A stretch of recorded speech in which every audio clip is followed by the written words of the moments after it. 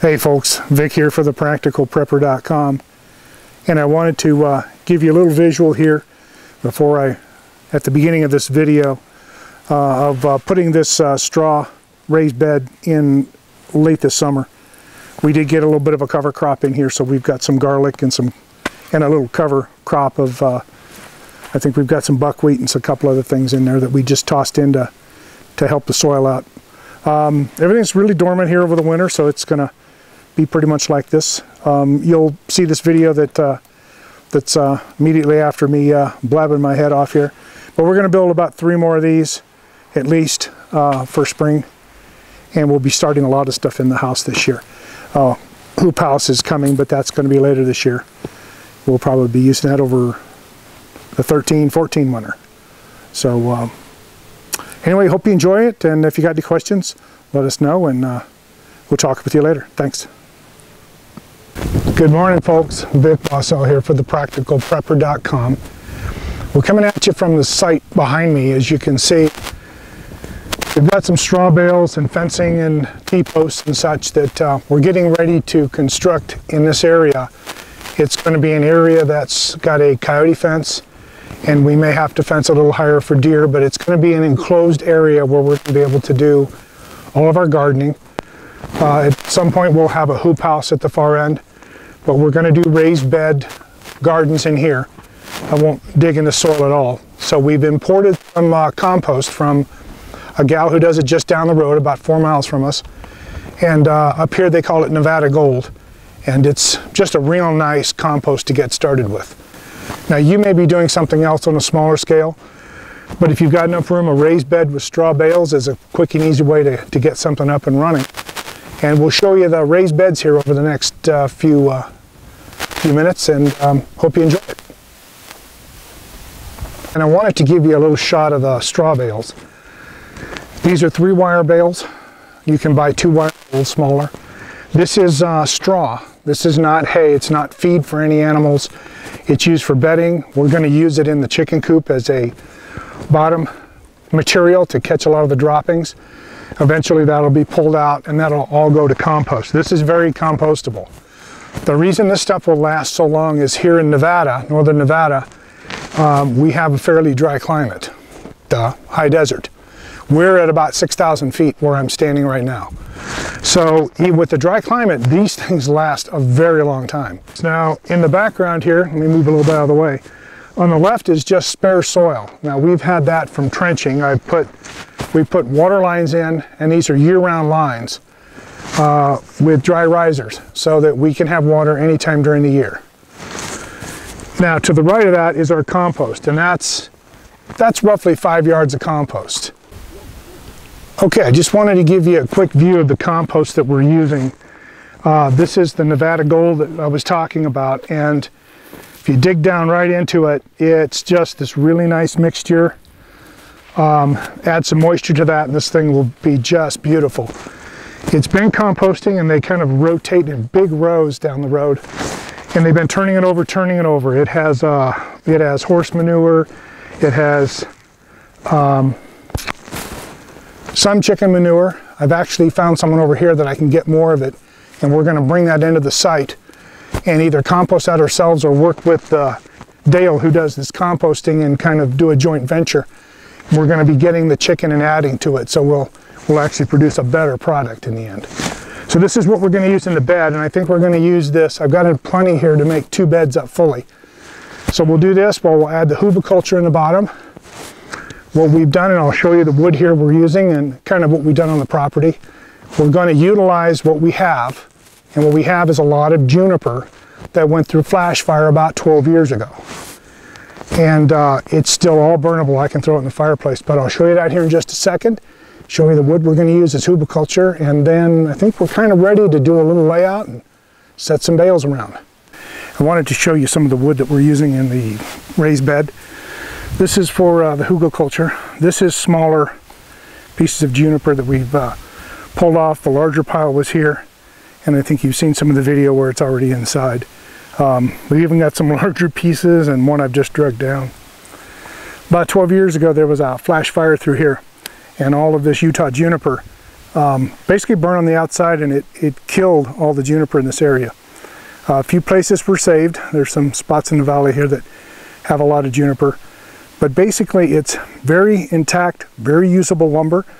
We use it, we're actually burning it in the fireplace, and we probably got enough wood on our property here to last us, I don't know, 20 years. I mean, there's just a ton of it here.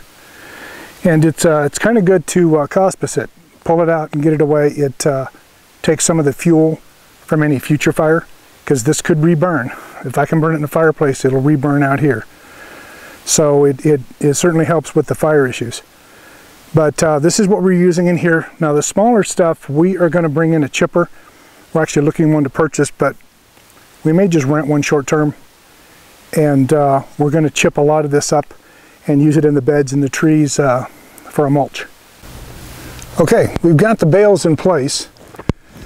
As you can see, we just turned it into one long row. Now the important thing at this point is that with the weight inside, you're going to have the dirt pushing out, or your compost pushing out on the outside. So we're going to need to lash it all together. What I've chosen is about a 3/8 nylon rope. This has a real high breaking strength, and we can crank it down pretty tight. The other thing you're going to want to do across where the bales are is you're going to want to put some ties in just to kind of pull the inside together. So that I'll use some of the polyline. It's rated at about 210 pounds. So we'll do that. First thing we're going to do is tie the perimeter in and get it snugged down real tight.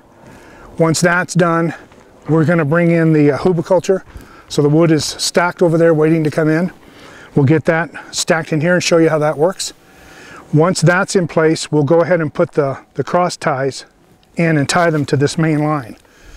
And once that's all put together, we'll be ready to grab the tractor and start putting some soil in.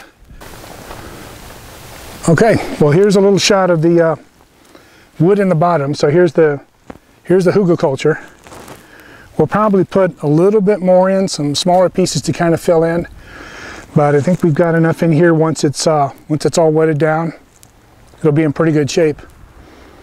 So one thing I'm going to do is, I had talked about using that smaller polyproline. I'm going to not use that. I'm going to use a little smaller, about a 1/4 inch polyline, which will hold a little bit more weight. And just before we start throwing dirt in here, I think I'll show you that. But those will be the cross ties to pull the bales in on the top. So with that, let's go on to the next step. She's going to start soaking down. I'll start doing the ties. Okay. Well, we're down to the next to last step. We've got plenty of wood in here. We're soaking this down really good right now. We've put these ties in. Once all the soil hits it and gets wet, it's going to push out. This will keep the bales, excuse me, from blowing out at the top or coming loose. So this kind of creates the framework, and now we're about ready to just put in all the soil. At some point, these lines will probably not be needed. Once the soil settles and becomes a hill to itself, the bales will do less, and there won't be as much pressure on them, but for now it'll help. So at this point, we'll get the tractor and we'll start loading up.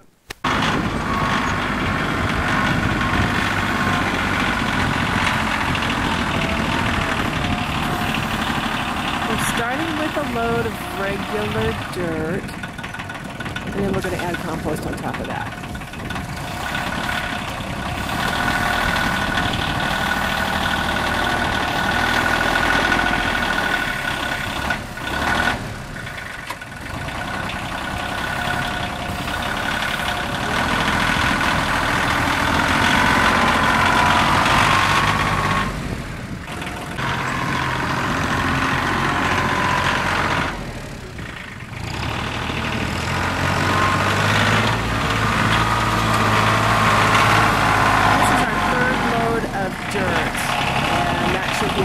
Then we'll put compost on top of that.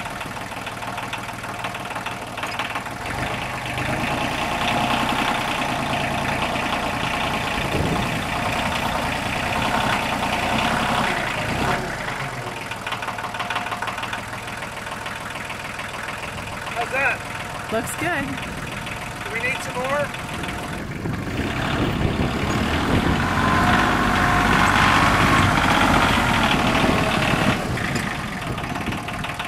here comes the compost.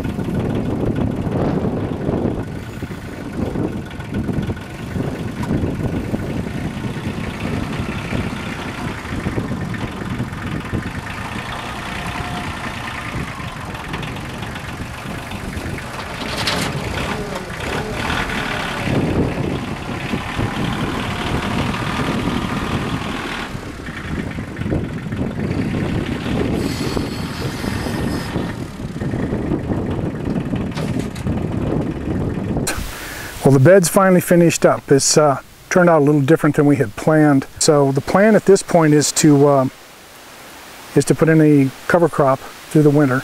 Got one bed in, which was what we wanted to do for the winter. And then we're going to work on the fenced area. So we've got a few critters around here. We got lots of rabbits and quail and coyotes and such. So we have to contend with those, and that's kind of what the fenced in area will do. So Hugelkultur bed and raised bed and all that is complete. So hope you enjoyed it. I hope it gives you enough information. If there's something that I didn't cover and you've got questions, please let me know. Send me an email, post some comments, and I'll keep an eye on it. So with that, looks like Raised Bed Garden 1 is complete. Thanks for joining me. Take care.